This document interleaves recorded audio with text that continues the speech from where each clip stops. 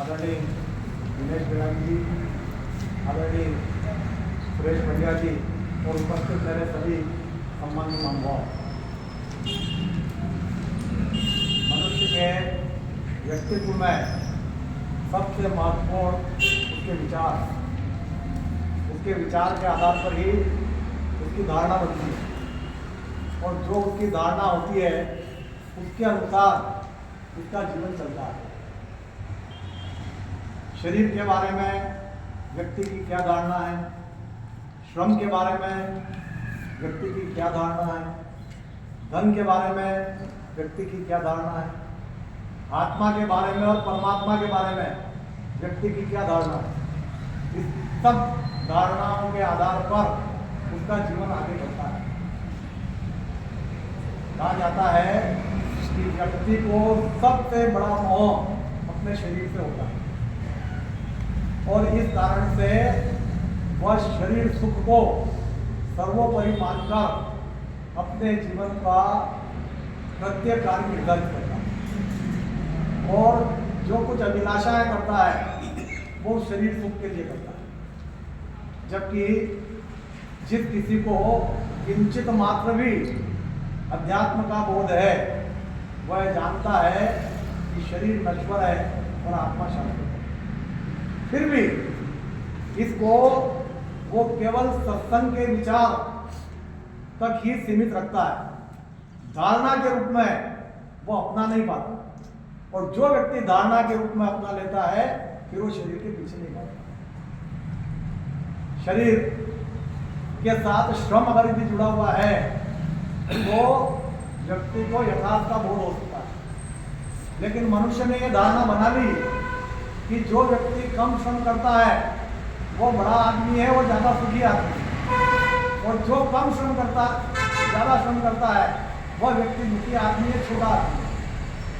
जो गंदगी करता है वो बड़ा आदमी है, और जो सफाई करता है वो छोटा आदमी। ये जो धारणा है, इस कारण से व्यक्ति श्रम से भागता है, और श्रम से भागने का परिणाम यह है कि उसका स्वास्थ्य ठीक नहीं रहता। उसका परिणाम यह है कि वह अपने जीवन में शांति प्राप्त नहीं कर पाता। धन संपदा दौलत वैभव सब कुछ होते हुए रात को उसको नींद नहीं आती, क्योंकि जो श्रम करेगा वही स्वस्थ रहेगा, उसी को नींद आएगी। इसलिए शरीर के बारे में, श्रम के बारे में उसकी धारणा स्पष्ट होनी चाहिए। इसी तरह से धन के बारे में व्यक्ति की धारणा स्पष्ट नहीं है, और इसी कारण से वह अंधा होकर धन के पीछे दौड़ा चला रहा है। 50 लाख रुपए मुझे लेना थे और वो व्यक्ति नहीं दे रहा है, इसलिए मैं आत्महत्या करता हूँ। ये अभी कल की घटना सारे अखबारों के पास से आती है। क्या कर रहा हूँ? 50 लाख का, 50 लाख की रोटी खा रहा है। कितना भी भोजन कर ले, कैसा भी भोजन कर ले, 100, 200, 500 रुपए में परिवार का भोजन हो सकता है। भोजन, आवास, चिकित्सा, शिक्षा, इन सारी अनिवार्य आवश्यकताओं के लिए कितने धन की आवश्यकता होती है, लेकिन धन के बारे में उसकी धारणा स्पष्ट न होने के कारण से धन के पीछे भागता है, लोभ लालच करता है, भ्रष्टाचार करता है, चोरी करता है, परिग्रह करता है, और वे सारे पाप करता है जो उस धन के कारण।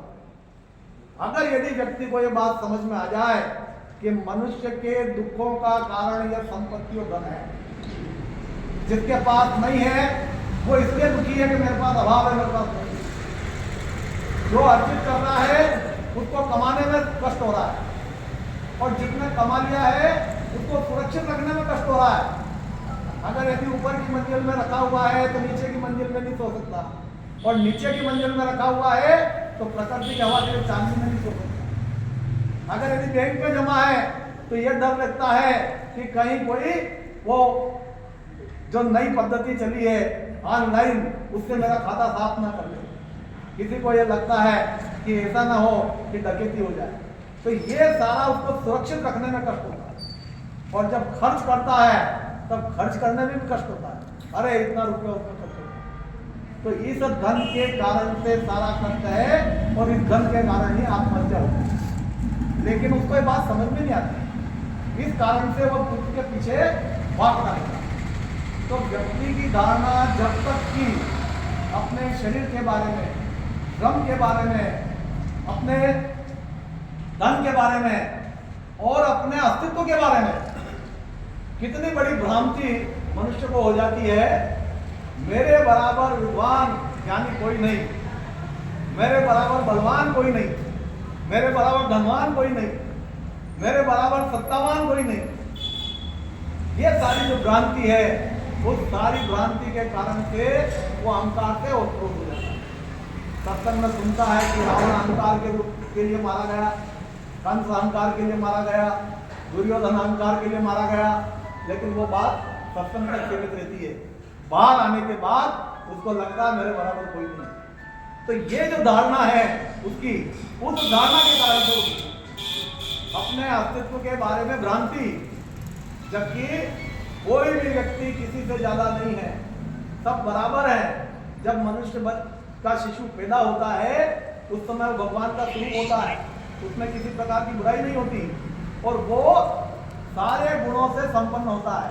और धीरे धीरे धीरे धीरे जब समाज की, परिवार की और पूरे वातावरण की हवा उसको लगती है तो सारी बुराइयां उसमें आती चली जाती है और वो अहंकार से ओतप्रोत हो जाता है। इस अहंकार के कारण से वो दुखी हो रहा है। तात्पर्य यह है कि व्यक्ति के विचार जितने सुदृढ़ होंगे, उसकी धारणा जितनी सार्थक होगी, उसी के अनुसार उसका जीवन आगे चलेगा। इसलिए विचारों को परिपक्व बनाने की आवश्यकता है और जो कुछ इस संसार में है उसके बारे में सही दृष्टिकोण अपनाने की आवश्यकता है। और अगर यदि सही दृष्टिकोण वो अपनाता है तो फिर न तो उसके जीवन में कोई दुख आएगा, न संकट आएगा, न 150 किलोमीटर प्रति घंटा की रफ्तार से गाड़ी चलाएगा और न पूरे के पूरे परिवार साथ उठेगा। कहाँ जाना था उनको? 150 किलोमीटर की प्रति घंटे की रफ्तार से पूरा परिवार बैठ के जा रहा। कल परसों एक बार था, ये अपना हेडलाइन था और पूरा परिवार साथ हो। कहाँ जा रहे थे वो? जहाँ जा रहे थे जाकर क्या करने वाले थे? और अगर आधा घंटा देर से पहुंच जाते, 1 घंटा देर से पहुंच जाते तो क्या अनर्थ हो जाता। लेकिन अहंकार उसको तोड़वा रहा है। मेरे जैसी गाड़ी किसी के पास नहीं और मेरा जैसा संसार में कोई नहीं। तो ये जो भ्रांति मनुष्य की है, ये उसको दुखी कर रही है। अपने विचारों को संतुलित बनाएं, सादगी से, सदाचार से जीवन यापन करें। अपने जीवन का ध्येय क्या है उसको समझने की कोशिश करें। शरीर का प्रयोजन क्या है, आत्मा क्या है, परमात्मा क्या है, इन सारे विषयों पर विचारोपरांत जो व्यक्ति परिपक्व दृष्टिकोण अपना लेता है वह व्यक्ति सुखी रहता है, शांत रहता है, उसके मन में प्रसन्नता रहती है, आनंद रहता है। और इसी ध्येय प्रयोजन को लेकर हम किस तरह से संपूर्ण संपन्न बने, इसलिए हम इस संवाद का आयोजन करते हैं और सब प्रसन्नतापूर्वक में भाग लेकर आनंदित होते हैं। मैं इस अवसर पर ये कहना चाहता हूँ कि हम सतत रूप से अपनी जो ऊर्जा है और जो मानवीय सद्गुण है उनका जीवन के अंदर यथार्थ रूप में उपयोग करें।